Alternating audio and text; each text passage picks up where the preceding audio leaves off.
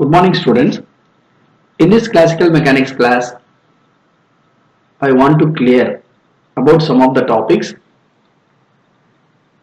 center of mass and laboratory frame of reference, central force field, and how a two-body problem is reduced to one-body problem. So these are the topics we will see in this class. What is center of mass? Let us consider a rigid body.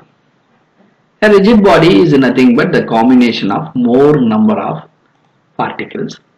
That is, if this is a rigid body and if this is the center of that rigid body, and there are more number of particles and each has the force F and each has their own masses m1, m2, m3, etc. And if all these masses are collectively termed as m. If all the forces acting at a point and if that forces are towards the center or away from the center, that is the forces are acting towards the center or away from the center, then it is called as central force field. That central force field we will see in the coming slides.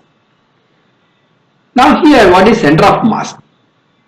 If all these different masses are acting at a point, then that is called as center of mass at that point.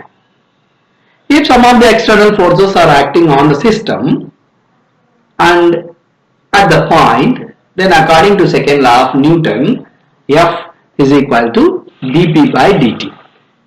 But F is equal to m into a. We know that F is equal to mass into acceleration. When we are converting this acceleration in terms of velocity, then rate of change of velocity is called as acceleration, we know. Therefore, F is equal to sigma n is equal to 1 to n. As there are n number of particles, we will be summation of these particles. Therefore, sigma n is equal to 1 to n mn dvn by dt. If we convert this in terms of displacement, then rate of change of displacement is called velocity. Therefore, second derivative of displacement is called acceleration. Therefore, this equation may be written as F is equal to sigma n is equal to 1 to n mn d square rn by dt square. Okay. Now, if the center of mass, if the particle has a center of mass at a distance rcm, that is radius of that center of mass rcm, then F is equal to dp by dt or capital M into d square rcm by dt square. Both the equations left side are equal, therefore we are equating the right side. Then m d square rcm by dt square, that is equal to sigma n is equal to 1 to n mn d square rn by dt square. Or this m can be written here, therefore d square rcm by dt square, that should be is equal to 1 by m sigma n is equal to 1 to n mn d square rn by dt square. Or if removing this differentiation, then we will get rcm, that is equal to 1 by m summation of n is equal to 1 to n mn rn. You should understand this equation. This equation is this center of mass equation, that is radius of center of mass rcm, that is equal to 1 by m summation of n is equal to 1 to n mn rn. Okay. Now, what is center of mass and laboratory coordinates? What is the center of mass and laboratory coordinates? Now let us consider a conservative system. Let us consider a conservative system of 2 points m1 and m2. A conservative system m1 and m2 at a distance from the origin O. So this m1 will be at a distance r1, this m2 at a distance r2. Here these r1 and r2 are called as laboratory coordinates. This R1 and R2 are called as laboratory coordinates. If there is a point here, it will be a center of mass and it is at the distance capital R. The distance of M1 from the center of mass is represented as R dash, R1 dash. Similarly, the M2 is at a distance R2 dash from the center of mass. So, this R1 dash and R2 dash are called center of mass coordinates. Okay, so there will be two types of coordinates. One is the laboratory coordinate, another one is center of mass coordinate. Laboratory coordinate is nothing but with respect to the origin, where the masses are there. Therefore, R1 and R2 are laboratory coordinates, and with respect to center of mass, the coordinates are called as center of mass coordinates, represented by the letter R1 dash and R2 dash. Therefore, from this figure, it is clear that R is equal to R1 is equal to R2, which is equal to R1 dash minus R2 dash. This equation is very important equation. So, we want to solve this equation by using this figure. Here you see from the figure, R1 dash is equal to R1 minus R, R2 dash, that is equal to R2 minus R. Okay, R1 dash is equal to R1 minus R, R2 dash is equal to R2 minus R. Now, we know that sigma I, that is equal to mi into Ri, that is equal to 0. That is, at the center of mass, the body bounded by center of mass, therefore mi Ri equal to 0. We can write this equation as m1 R1 dash plus m2 R2 dash is equal to 0. From this, by solving this, R2 dash is equal to minus m1 by m2 R1 dash. Therefore, substitute this value here in equation 1. So, R is equal to R1 dash plus M1 by M2 R1 dash. Or R is equal to cross multiply and we will get M1 M2, M1 plus M2 divided by M2 equal to R1 dash. Or from this we will find out R1 dash, that should be is equal to M2 by M1 plus M2 into R. Similarly, substitute the value of R2 from this equation, and if you substitute the value and solve the equation 1 again, we will get R2 dash, that is equal to minus M1 by M1 plus M2 into R. So, we are getting two equations, that is, we are getting the values for center of mass coordinates R1 dash and R2 dash in terms of R. Therefore, R1 dash is equal to M2 by M1 plus M2 into R. R2 dash is equal to minus M1 by M1 plus M2 into R. Okay, right. We will calculate this in terms of velocity. That is, rate of change of displacement is called velocity. Therefore, when this R1 dash is differentiated, then we will get R1 dash dot. Therefore, this R1 dash dot should be written as R1 dot minus capital R dot, because we know in the earlier slide that R1 dash is equal to R1 minus R. So, R1 dash dot, that should be is equal to, that is, velocity of that equation should be is equal to R1 dot minus capital R dot. We know that R1 by R2 we know the values. So, therefore, M2 R dot divided by M1 plus M2. From this equation, M2 by this M1 plus M2 is nothing but capital M, summation of two masses, capital M. Therefore, M2 R dot divided by M. Similarly, R2 dash, we will get minus M1 by capital M R dot. Therefore, the above equation may be written as R1 dot, that should be is equal to R1 dot minus R dot, that is equal to M2 R2 by R. From this, r dot is equal to the minus will be this term will be comes to this type. Therefore, r1 dot minus m2 r dot divided by m. R1 dot that is equal to, substitute this value m2 by m1, instead of r dot you substitute r1 dot minus r2 dot, r m1 by m r1 dot plus m2 by m r2 dot, or in general r dot that is equal to m1 r1 dot plus m2 r2 dot divided by m. So in the first slide we find out the value of RCM. Here we find out R dot, that is the velocity value, R dot that is equal to M1 R1 dot plus M2 R2 dot by M. Okay. Now what is central force field? We already know that a rigid body consisting of more number of particles and each has different forces, and these forces are acting at a center. The force or the field around this center is called a central force field.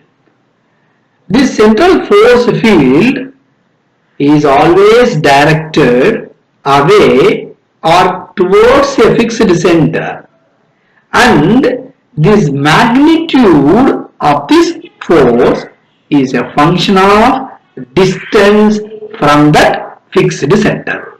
Okay, so central force field is a force which is always directed away or towards a fixed center, and the magnitude of this force is the function of the distance from that fixed center. Okay. In polar coordinates it can be represented as capital F of r, that is equal to n into small f of r, where small n is the unit vector along r, where n is the unit vector along r. In this case there will be two cases arises. In this point there will be two cases arises. One is when f of r greater than 0, the force is an attractive force.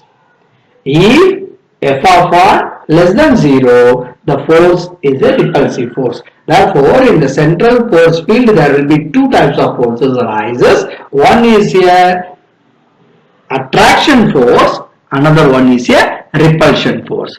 If f of r greater than 0, the force is an attractive force. If f of r less than 0, the force is a repulsive force.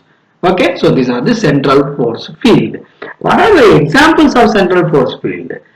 We know the motion of the planets with respect to Sun as one of its foci, which is nothing but Kepler's law as well as Newton's inverse square law of gravitation. Here Sun is the center and the planets are revolving around that Sun, and it will be away from the center. You see, Sun is the center point and the planets are other parts. Then the planets are revolving around the Sun away from the center. Okay, right. So central force field may be directed towards or away from the center. Similarly, motion of two charged particles. Example is the Coulomb's law. According to Coulomb's law, the force is directly proportional to product of the charges and inversely proportional to the square of the distance between them. So this is the Coulomb's law. So it is also example for central force field. Then van der Waals forces, that is the forces which are taking place between the neutral atoms and molecules inside a gas. Then Hooke's law of elasticity, stress by strain equal to constant, is called Hooke's law. This is also example for central force field. Okay. Central force field, we already told it will be represented in terms of unit vector, that is f of r is equal to f of r into r cap divided by r, where this r cap is the unit vector. It has some characteristics. What are the characteristics? the total angular momentum of the system remains constant. In the central force field, the total angular momentum should be constant. Similarly, the total energy of the system is conserved. Here the conserved term is missing. The total energy of the system remains conserved. So these are the characteristics of central force field. So central force field is nothing but the force which will be acting towards the center or away from the center. There will be two cases, and the magnitude is mainly depends upon the distance between the center and at that point. Then there will be two cases arises. One is the attractive force and one is the repulsive force. That is, when f of r greater than 0, the force is attractive force. When f of r less than 0, the force is a repulsive force. Okay, so these are central force field. How a two-body problem is reduced to one-body problem.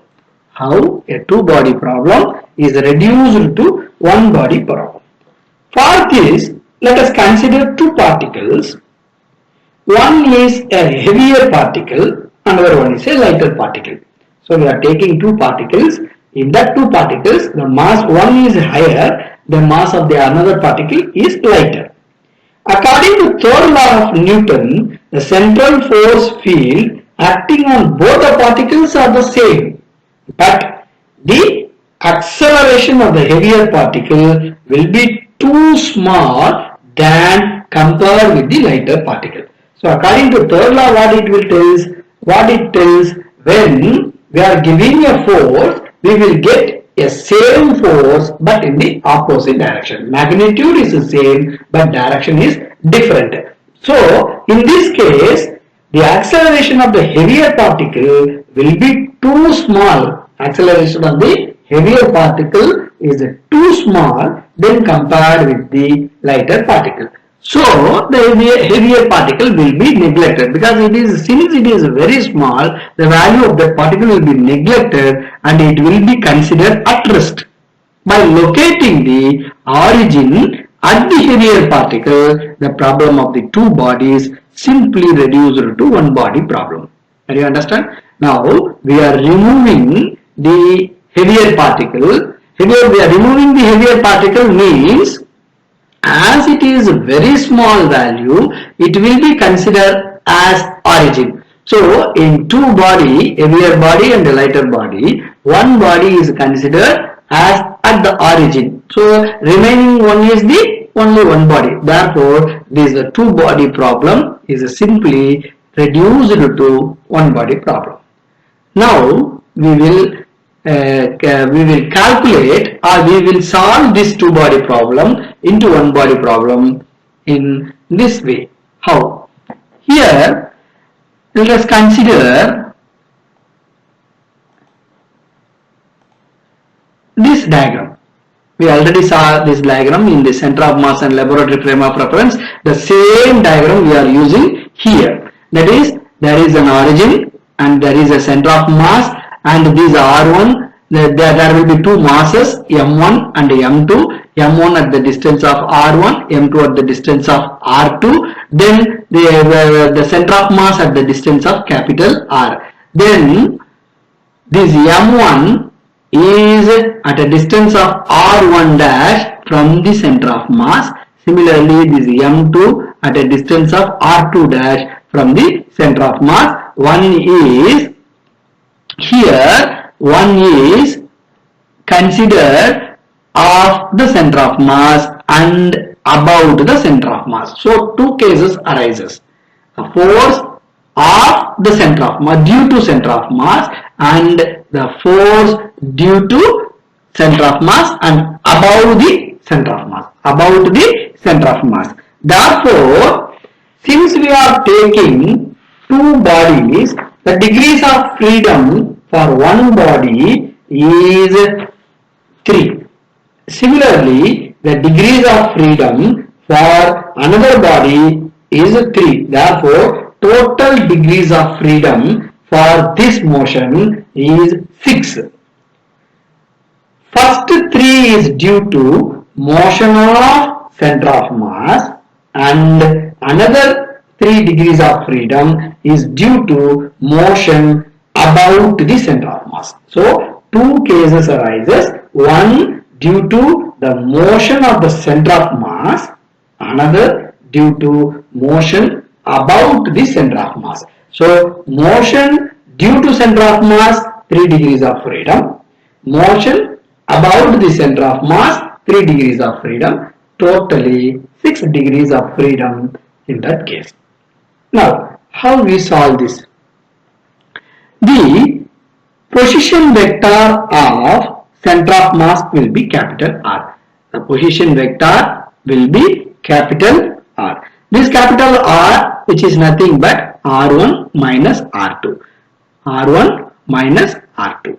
We know that according to Lagrangian equation, L is equal to T minus V, where T is the kinetic energy and V is the potential energy. Here, in this case, L is equal to T into capital R dot, comma small r dot minus V of R. So, the kinetic energy will be the motion of the center of mass and motion about the center of mass. Therefore, L is equal to T into capital R dot and small r dot minus V of R, where this capital T, capital R dot, small r dot will be equal to half mv square, or half, here two masses, therefore m1 plus m2 r dot square plus T dash.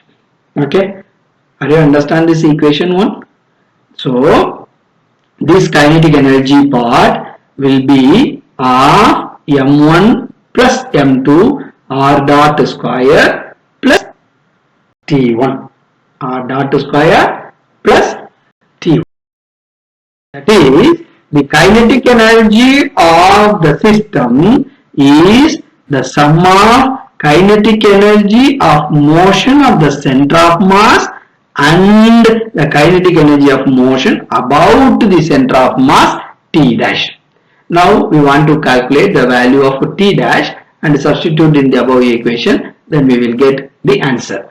You see, T dash, which is nothing but half m1 r1 dot square plus half m2 r2 dash square. Okay, half m1 r1 dash dot square plus half m2 r2 dash square. This T dash is nothing but the kinetic energy about the center of mass. Therefore, we are taking r1 dash and r2 dash coordinates. Okay, what is this r1 dash and r2 dash coordinates? These are all called as the coordinates of center of mass. We already saw in the earlier slides. Okay, now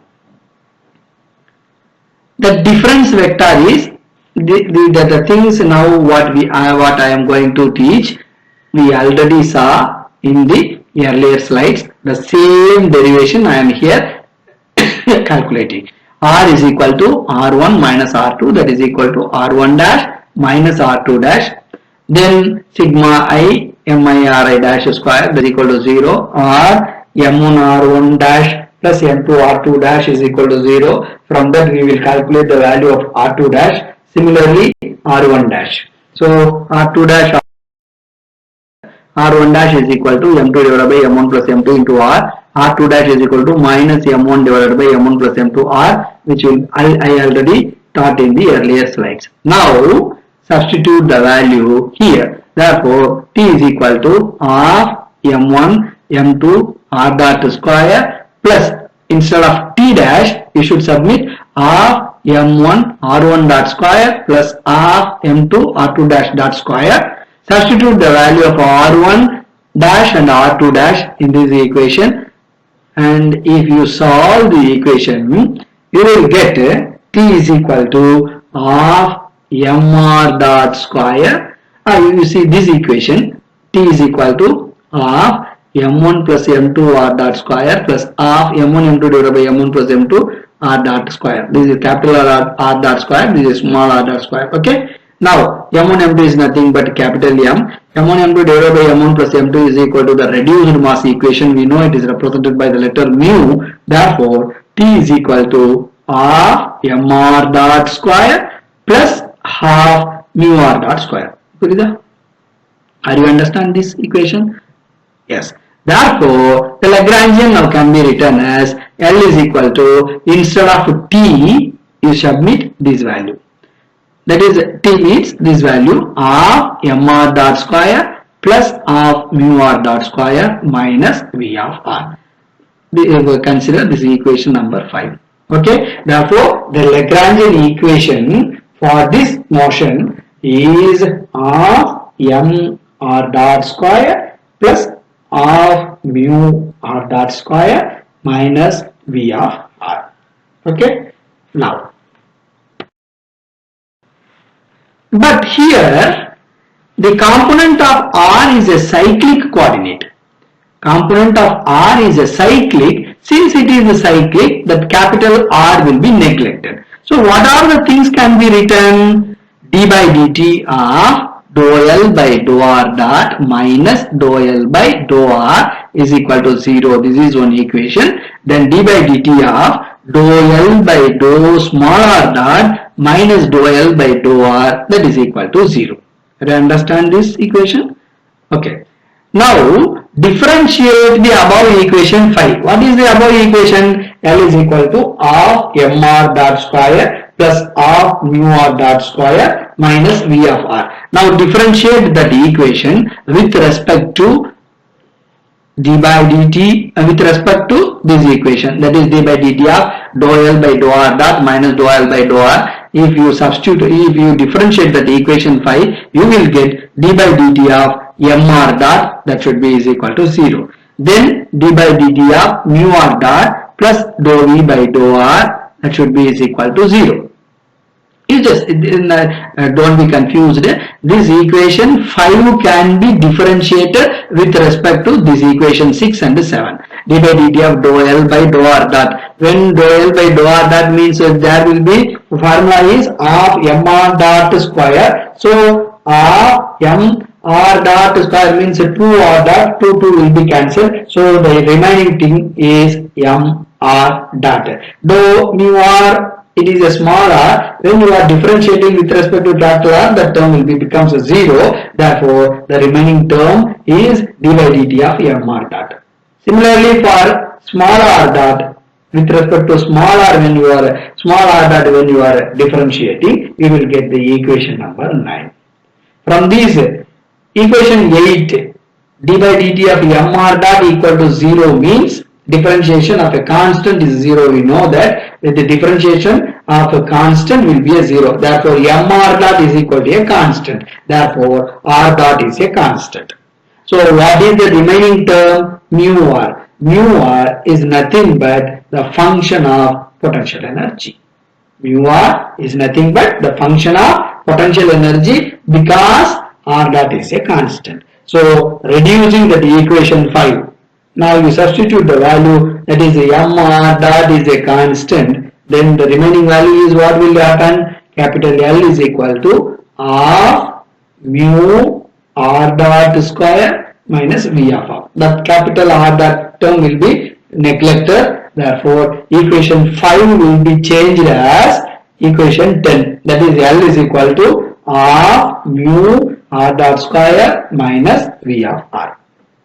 This equation 10 is same as in the case of a single particle of mass mu moving at a distance r from a fixed center. Okay, this equation 10 represents the equation of motion of a particle, that is a motion of a single particle with mass mu at a distance r from the fixed center. So, we started the problem as a two-body problem, but the result came here as a single body value. Therefore, a two-body problem is reduced to a single body problem. Are you understand this? The equation 10 value is similar as when a particle of a single particle of mass mu moving at a distance r from a fixed center of force, which gives the potential energy. Therefore, we started the problem with 2 and we ended with one particle motion. Hence, the two body problem is reduced to one body problem. Okay. So, now a two body problem is reduced to one body problem.